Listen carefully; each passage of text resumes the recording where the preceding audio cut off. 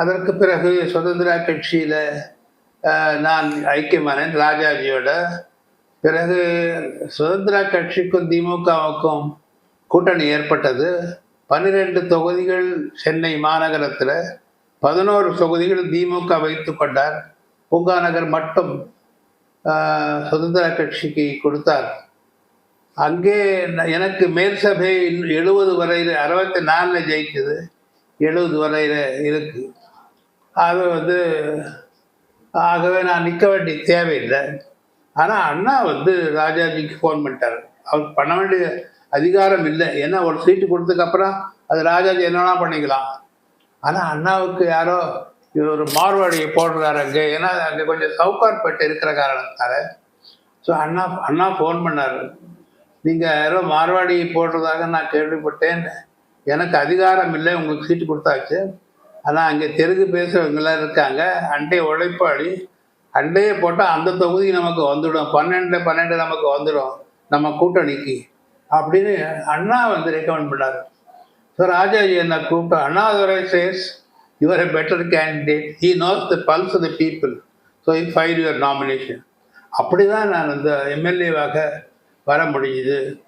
இப்படி அரசியல் ரீதியாக இது எம்எல்ஏயாக பிறகு ராஜாஜி அவர்களோட 71 கூட்டணி மாறிடுச்சு. பேர் அர்ஜுனன்னா அமரர் ஆகிவிட்டார். பெருந்தல் காமராஜர் ராஜாஜி கூட்டணி அந்த கூட்டணி தமிழ்நாட்டில் கொஞ்சம் கஷ்டப்பட்டது. ஏன்னா இந்திரா காங்கிரஸும் திமுக ஒன்றா சேர்ந்தது. அதனால அமோக திமுக இந்திரா காங்கிரஸ் வெற்றி பெற்றது. இதில் ஒரே ஒரு என் மனசு கஷ்டம் என்னென்னா, பெருந்தல் காமராஜர் கொஞ்சம் மனசு நொந்து என்கிட்ட சொன்னார்.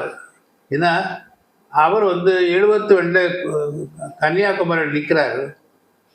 அவருக்கு எதிர்த்து நிறைய காங்கிரஸ்காரங்க வேலை செஞ்சாங்க. இன்னைக்கு காமராஜர் ஆட்சி நாங்கள் அமைப்போம்னு சொல்கிறாங்க.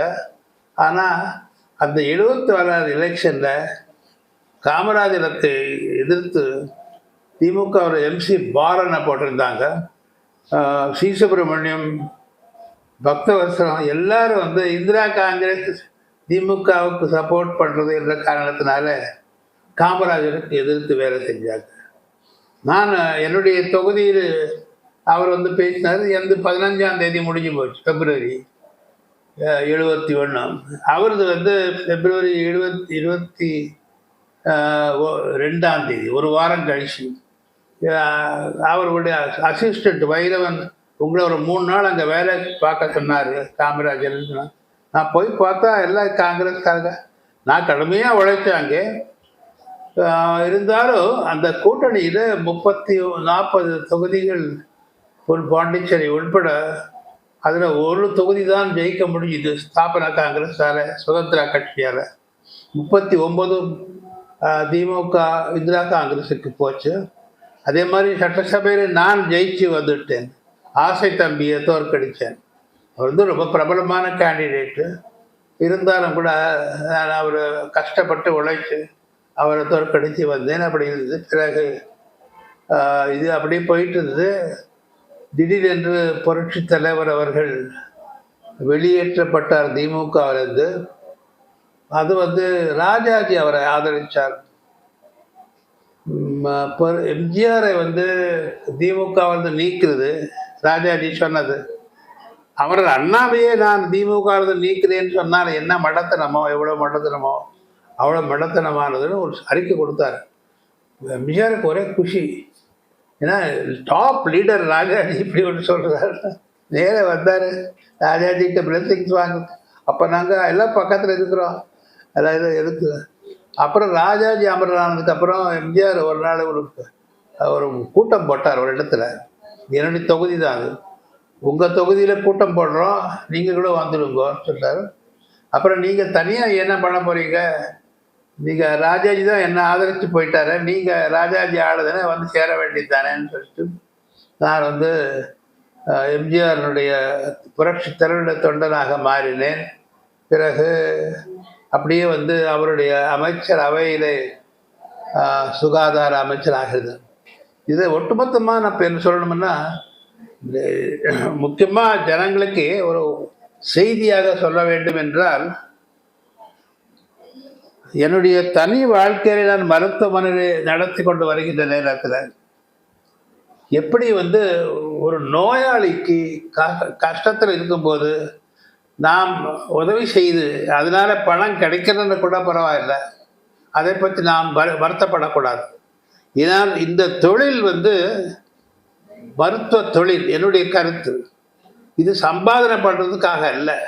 நீங்கள் உதாரணத்துக்கு உங்களுக்கு எத்தனோ இதில் இது இருக்குது, இன்ஃபோசிஸ் அங்கெல்லாம் வேலை செஞ்சிங்கன்னா லட்சக்கணக்கான சம்பளம் கொடுக்குறாங்க. இது அப்படி கிடையாது. மருத்துவத்துறையிலே மாணவர்களுக்கு சொல்கின்ற இப்போ கூட நீட்ஸ் பிரச்சனை வந்துக்கிட்டு இருக்கு. இந்த நான் சொல்ல வந்தது, இப்போ நீட்டில் நிறைய பேர் நீட்டு கிடைக்கலன்னு வருத்தப்படுறாங்க. டாக்டர் சம்பாதனை பண்ண வேண்டும், பணத்தை நிறைய சேகரிக்க வேண்டும் என்றால் ஒரு மருத்துவராக வருவது என்பதல்ல. அதுக்கு மருத்துவத்துறைக்கு நீங்கள் போகாமல் இருக்கிறது பெட்டர். ஆனால் மருத்துவத்துறையை எடுத்துக்கொள்ளக்கூடியவர்கள் சர்வீஸ், மக்களுக்கு சேவை செய்யணும் அப்படி என்ற எண்ணம் தான் அந்த துறை நாம் எடுக்கலாம். ஏன்னா நாம் இப்போ நீங்கள் பிரசவத்துக்கு கைனகாலஜிஸ்ட் இருக்காங்க, ராத்திரி 1 மணிக்கு ஃபோன் வரும், பேஷண்ட்டுக்கு பெயின் வந்துடுச்சு, நீங்கள் உடனடியாக ஆஸ்பத்திரிக்கு வரணும், தூக்கம் போயிடும் உங்களுக்கு. அதை பற்றி எதுக்கு சொல்கிறதுன்னா, இந்த துறை நாம் எவ்வளவு மக்களுக்கு சேவை செய்ய முடியுமோ அவ்வளவு சேவை செய்யணும். இது உங்களுக்கு ஒரு மக்களுக்கு கிடைச்ச ஒரு சந்தர்ப்பம், ஆப்பர்ச்சுனிட்டி. இதை மிஸ் பண்ணக்கூடாது. இது ஒரு பாயிண்ட். அடுத்து நாம் இது அமைச்சராக இருக்கும்போது பல விஷயங்கள் நமக்கு அனுபவங்கள் ஏற்பட்டிருக்கின்றன. உதாரணத்துக்கு நான் பொறுப்பெடுத்துக் கொள்ளும்போது ஆச்சரியப்படுவீங்க நீங்கள், ஒரு கிட்டத்தட்ட தமிழ்நாட்டில் 8-9% லெப்ரசி இருந்தது. லெப்ரசி ஒரு பெரிய பிரச்சனையாக, ஒரு கிட்டத்தட்ட 8 லெப்ரசி இடங்கள் இங்கே செங்கல்பட்டுக்கு போகிற வழியில் ஒரு இடத்துல 50-100 பேர், இப்படி 8-10 இடங்களில் லெப்ரசி சென்டர்ஸ் இருந்தது. லெப்ரசியில் இது குஷ்ட ரோகம்னு சொல்லுவாங்க, தொழுநோயின்னு சொல்லுவாங்க. ஸோ இது ஒரு பெரிய ப்ராப்ளமாக இருக்குது. எனக்கு ஃபீலிங், நம்ம சுதந்திரம் கிடைச்சி இத்தனை வருஷமாச்சு, நாம் இன்னும் ஸோ மேசிவாக இந்த லெப்ரசி மேலே ஒரு போராட்டம் நடத்தணுன்றதுக்காக நாங்கள் என்ன பண்ணோம்னா, இது மாணவர்கள் பருவ ஸ்டேஜ்லேயே பிடிச்சிடணுன்னு சொல்லி ஒரு பெரிய திட்டம் போட்டேன். நான் இதுவரை அதுக்கு முன்ன எந்த அமைச்சர் இது பண்ணலை, அதுக்கு சொல்கிறதுக்காக சொல்கிறேன். நான் இதில் கலெக்டரை அணுகினேன். அது கலெக்டருக்கு எல்லாருக்கும் ஆச்சரியம், எப்படி ஒரு கலெக்டரை அணுகினார். ஸோ உதாரணத்துக்கு நான் திருச்சிக்கு போயிருக்கும்போது கலெக்டர் லேடி வந்தாங்க, ரொம்ப பெரிய ஃபேமஸ், சாந்தா சீலா நாயர். பிறகு அவங்க புரட்சி தலைவி ஜெயலலிதா பீரியட்லேயே அவங்க பிளானிங் கமிஷன் மெம்பராக கூட, சீஃபாக கூட இருந்தாங்க. Brilliant lady. அவங்க நாங்கள் ஏதாவது உங்களுக்கு செய்யணுமா டாக்டர், மினிஸ்டர் வந்தால் கர்டசி கால் கலெக்டர் பார்ப்பாங்க, நீங்கள் நிறைய எனக்கு செய்ய வேண்டியது இருக்குது. என்னன்னு நீங்கள் டிஸ்ட்ரிக்ட் மெடிக்கல் ஆஃபீஸரை, district health officer, district education officer, இவங்க எல்லாரையும் ஒன்றா சேர்த்து, ஏன்னா இவங்க district education officer district medical ஆஃபீஸருக்கு கட்டுப்பட மாட்டார், அவங்க டிஹெச்ஓ இவங்களுக்கு கட்டுப்பட மாட்டார், கலெக்டருக்கு எல்லாரும் கட்டுப்படுவாங்க. ஸோ கலெக்டர் இடத்துல சொல்லி இவங்களை பண்ணி எல்லா ஸ்கூல்லையும் ஸ்டூடெண்ட்ஸை எக்ஸாமின் பண்ணணும். அது மேக்யூலேன்னு இருக்கும், ஒரு பேட்ச் மாதிரி, அதுதான் பிறகு குஷ்டரோகமாக மாறும். அந்த மேக்யூலேவுக்கு சிம்பிள் சீப் மாத்திரை டேப்சோன் இருக்குது, அது 3 மாதம் கொடுத்தா அது போயிடும், அப்புறம் லெப்ரசி வராது. ஸோ இது வெரி ஈஸி. ஸோ அதனால் இது மாதிரி பண்ணி நீங்கள் ஸ்டூடெண்ட்ஸ் பூராத்தையும் எக்ஸாமின் பண்ணால் நல்லா இருக்கும். ஸோ மேசிவ் இது புரட்சித்தலைவர் காதுக்கு போய் அவரே ஆச்சரியப்பட்டார். ஸோ பண்ணி எல்லாம் பண்ணியாச்சு. அடுத்த ஒரு நாள் போடும்போது நான் மதுரைக்கு போகிறேன். மதுரைக்கு போகும்போது அங்கே பூர்ணலிங்கம், பிறகு அவர் electricity board chairman, brilliant IAS officer, collector, அவர் வந்தார். என்ன ஏதாவது பண்ணணுமா சார்? நிறைய பண்ணணும், இந்த திருச்சி கரெக்டர் ரொம்ப இன்டெலிஜென்ட், அவ்வளோ ப்ரைஸ் பண்ணேன். அவர் உடனே நமக்கு சொல்லுங்க சார், நாங்களும் பண்ணுறோம் அப்படின்னு. மதுரை இப்படி ஒவ்வொரு டிஸ்ட்ரிக்டாக பார்த்து கிட்டத்தட்ட ஒரு 1.5 வருஷத்துக்குள்ள ஸ்டூடெண்ட்ஸ் மத்தியில் லெப்ரசி கம்ப்ளீட்லி வைப்பட் அவுட். இப்போ நீங்கள் லெப்ரசி எங்கே கிடைக்கிறது கஷ்டம். நம்ம அப்போ போட்ட பேஸ். அதே மாதிரி சிசு மரணம். இப்போ கூட ஸ்டாலின் அவர்கள் தமிழ்நாட்டில் சிசு மரணம் எந்த மாநிலத்தில் இல்லாத அளவுக்கு குறைஞ்சிருக்கு. அது அப்போ நம்ம போட்ட பேஸ்.